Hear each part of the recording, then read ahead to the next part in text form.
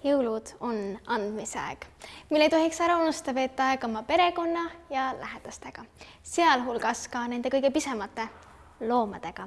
Detsembrikuu jooksul panimegi QTV ja Petersoni kooliperega jõud kokku, et anda tagasi midagi neile loomadele, kes detsembris jõule enda perega veeta ei saa.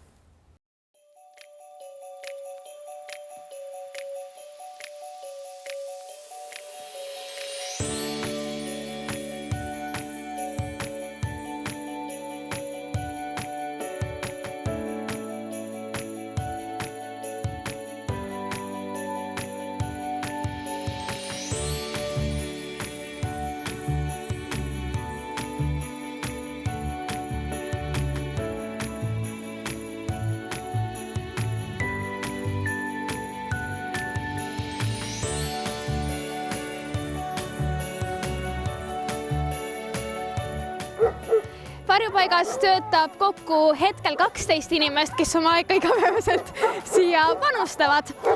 Arst, projektijuht, talitajaid 6 tükki ja 3 inimest, kes siis loomi linna pealt püüavad.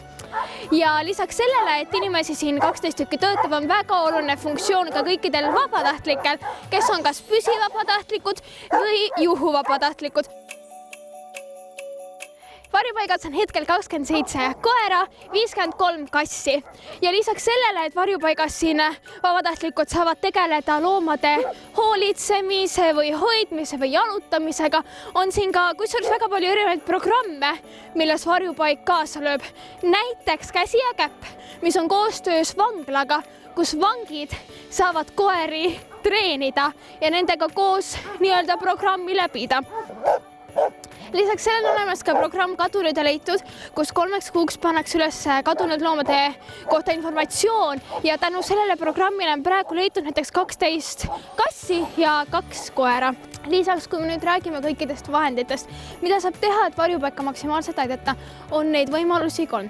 Kas asjade näol, rahaliselt või vabatahtliku töö näol, mida on hetkel väga-väga vaja ja see hõlmab endas näiteks loomadega jalutamist või nende kammimist ja see on siis kas juhitud vabatahtlik abi või iseseisev.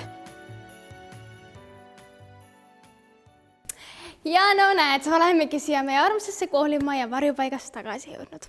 Aitäh kõigile, kes loomadele kingitusi tõid, aga pidage meeles, et varjupaika saab toetada ka aasta ringselt ning infot rohkem selle kohta nende kodulehelt. Aitäh teile!